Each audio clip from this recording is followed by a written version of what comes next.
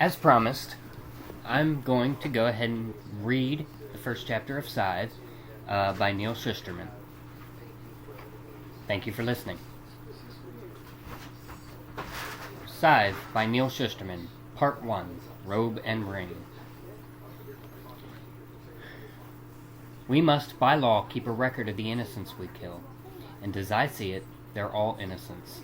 Even the guilty. Everyone is guilty of something, and everyone still harbors a memory of childhood innocence. No matter how many layers of life wrap around it, humanity is innocent. Humanity is guilty. And both states are undeniably true. We must by law keep a record. It begins on day one of apprenticeship. But we do not officially call it killing. It's not socially or morally correct to call it such. It has always been cleaning. Named for the way the poor would trail behind farmers in ancient times, taking the stray stalks of grain left behind. It was the earliest form of charity. A scythe's work is the same. Every child is told from the day he or she is old enough to understand that the scythes provide a crucial service to society. Ours is the closest thing to a sacred mission the modern world knows. Perhaps that is why we must, by law, keep a record. A public journal testifying to those who will never die and those who are yet to be born. As to why we human beings do the things we do, we are instructed to write down not only just our deeds, but our feelings. Because it must be known that we do have feelings. Remorse, regret, sorrow too great to bear. Because if we didn't feel those things, what monsters would we be? From the Gleaning Journal of H.S. Curie. Chapter 1. No Dimming of the Sun. The scythe arrived late on a cold November afternoon. Citra was at the dining room table, slaving over a particularly difficult algebra problem, shuffling variables unable to solve for x or y, when this new and far more pernicious variable entered her life's equation. Guests were frequent at the Terranovas' apartment, so when the doorbell rang, there was no sense of foreboding, no dimming of the sun, no foreshadowing of the arrival of death at their door. Perhaps the universe should have deigned to provide such warnings. But scythes were no more supernatural than tax collectors in the grand scheme of things. They showed up, did their unpleasant business, and were gone. Her mother answered the door. Citra didn't see the visitor, as he was at first hidden from her view by the door when it opened. What she saw was how her mother stood there suddenly immobile, as if her veins had solidified within her, as if, were she tipped over, she would fall to the floor and shatter. "May I enter, Miss Terranova?" The visitor's tone of voice gave him away, resonant and inevitable, like the dull toll of an iron bell, confident in the ability of its peal to reach all those who needed reaching. Citra knew, before she even saw him, that it was a scythe. My God, a scythe has come to our home! Yes, of course. Come in. Citra's mother stepped aside to allow him entry, as if she were the visitor, and not the other way around. He stepped over the threshold, his soft, slipper-like shoes making no sound on the parquet floor. His multi-layered robe was smooth, ivory linen, and although it reached as low as to dust the floor, there was no spot of dirt on it anywhere. A scythe, Citra knew, could choose the color of his or her robe. For every color except for black, for it was considered inappropriate for their job. Black was the absence of light, and scythes were the opposite, luminous and enlightened. They were acknowledged by the very best of humanity as the best of humanity, which is why they were chosen for the job. Some scythe robes were bright, some were muted. They looked like the rich, flowing robes of Renaissance angels, both heavy yet lighter than air. The unique style of the scythe's robes, regardless of the fabric and color, made them easy to spot in public, which made them easy to avoid, if avoidance was what a person wanted. Just as many were drawn to them as were to avoid them. The color of the robe often said a lot about a scythe's personality.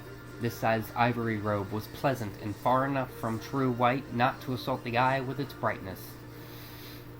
But none of this changed the fact of who and what he was. He pulled off his hood to reveal neatly cut gray hair, a mournful face, red-checked from the chilly day, and dark eyes that seemed themselves almost to be weapons. Citra stood not out of respect, but out of fear. Shock! She tried not to hyperventilate. She tried not to let her knees buckle beneath her. They were betraying her by wobbling, so she forced fortitude to her legs, tightening her muscles. Whatever the Scythe's purpose here, he would not see her crumble. "You may close the door," he said to Citra's mother, who did so, although Citra could see how difficult it was for her. A Scythe in the foyer could still turn around if the door was open. The moment the door closed, he was truly inside one's home. He looked around, spotting Citra immediately. He offered a smile. "Hello, Citra," he said. The fact that he knew her name froze her just as solidly as his appearance had frozen her mother. "Don't be rude," her mother said too quickly. "Say hello to our guest." "Good day, Your Honor." "Hi," said her younger brother Ben, who had just come to his bedroom door, having heard the deep peal of the Scythe's voice. Ben was barely able to squeak out a one-word greeting. He looked to Citra and to their mother, thinking the same thing they were all thinking.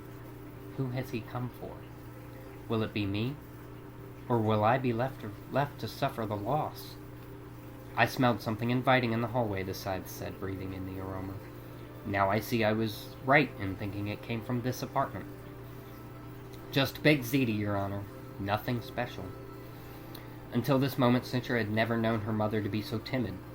"That's good," said the Scythe, "because I require nothing special." Then he sat on the sofa and waited patiently for dinner. Was it too much to believe that the man was here for a meal and nothing more? After all, Scythes had to eat somewhere.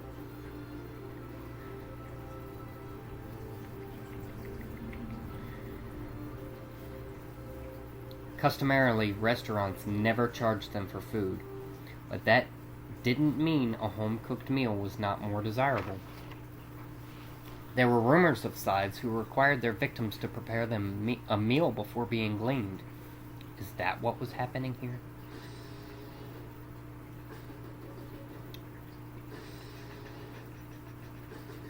Will he spare a life today if the food is to his taste? Citra wondered. No surprise that people bent over backward to please the Scythes in every possible way.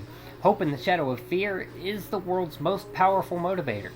Citra's mother brought him something to drink at his request, and now labored to make sure tonight's dinner was the finest she had ever served.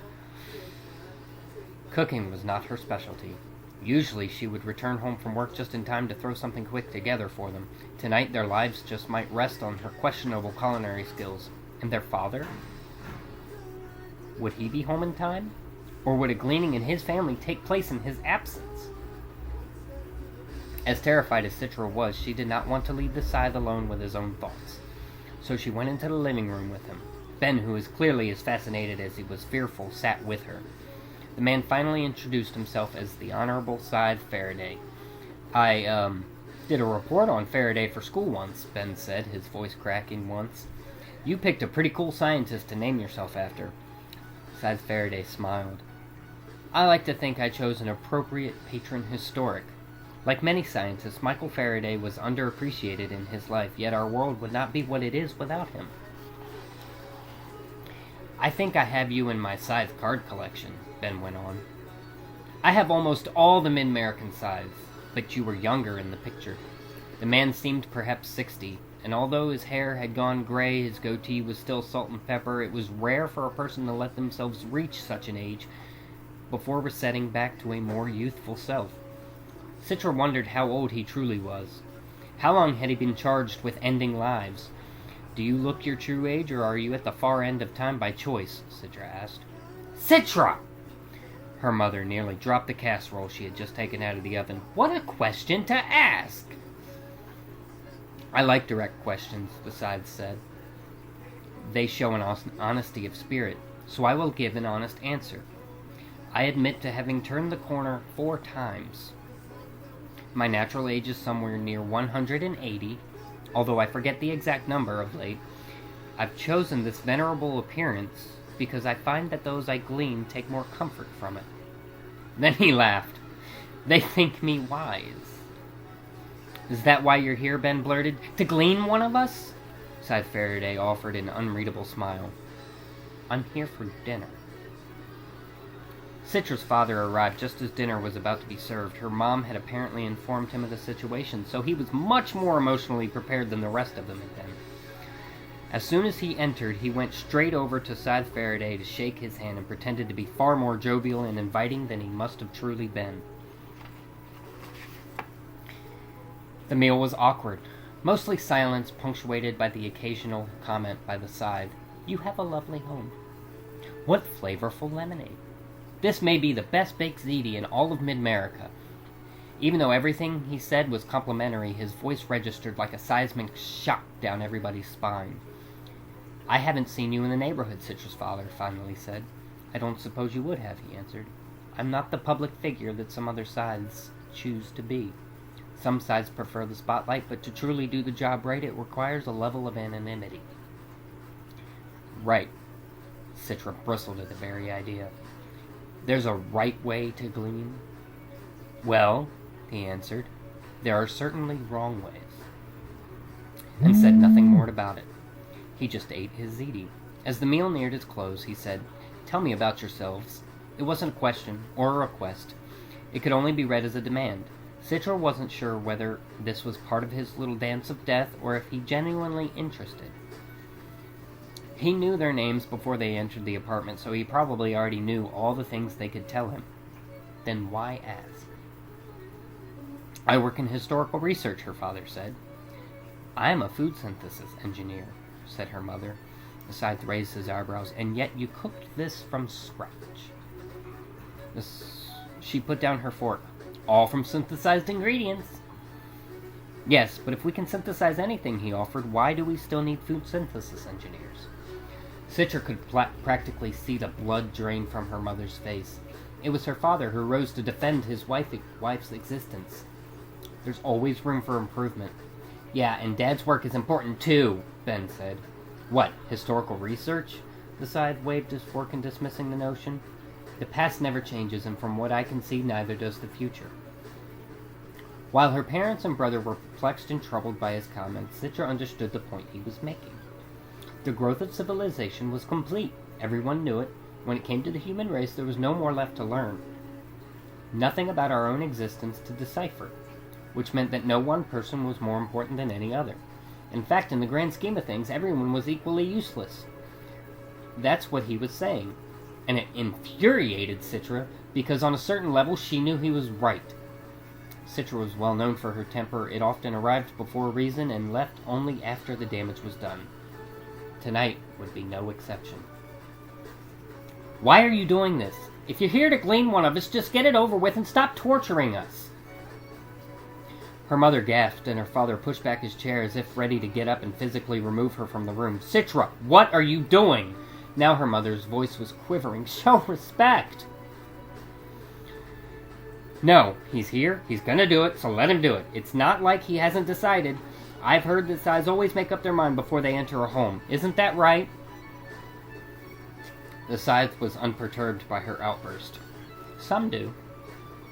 Some don't," he said gently. "We each have our own way of doing things." By now Ben was crying. Dad put his arm around him, and the boy was inconsolable. "Yes, Scythes must glean," Faraday said, "but we also must eat, and sleep, and have simple conversation." Citra grabbed his empty plate away from him. "Well, the meal's done, so you can leave." Then her father approached him. He fell to his knees. Her father was actually on his knees to this man. "Please, Your Honor, forgive her. I take full responsibility for her behavior." The Scythe stood. "An apology isn't necessary. It's refreshing to be challenged. You have no idea how tedious it gets. The pandering, the obsequious flattery, the endless parade of sycophants. A slap in the face is bracing, and it reminds me that I'm human." Then he went to the kitchen and grabbed the largest, sharpest knife he could find. He swished it back and forth, getting a feel for how it cut through the air. Ben's wails grew, and his father's grip tightened on him. The Scythe approached their mother. Citra was ready to hurl herself in front of her to block the blade, but instead of swinging the knife, the man held out his other hand. "Kiss my ring." No one was expecting this, least of all Citra. Citra's mother stared at him, shaking her head, not willing to believe. You're granting me immunity? For your kindness and the meal you have served, I grant you 1 year immunity from gleaning. No scythe may touch you. But she hesitated. Grant it to my children instead. Still, the scythe held out his ring to her. It was a diamond the size of his knuckle, with a dark core. It was the same ring all scythes wore. I am offering it to you, not to them. But, Jenny, just do it, insisted their father. And so she did. She knelt and kissed the ring, and her DNA was read and transmitted to the Scythedom Immunity Database. In an instant, the world knew that Jenny Terranova was safe from gleaning for the next 12 months. The scythe looked to his ring, which now glowed faintly red, indicating the person before him had immunity from gleaning. She grinned satisfied, and finally told them the truth. I'm here to glean your neighbor, Bridget Chadwell. Scythe Faraday informed them. But she was not yet home, and I was hungry. He gently touched Ben on the head, as if delivering some sort of benediction. It seemed to calm him. Then the scythe moved to the door, knife still in his hand, leaving no question as to the method of their neighbor's gleaning.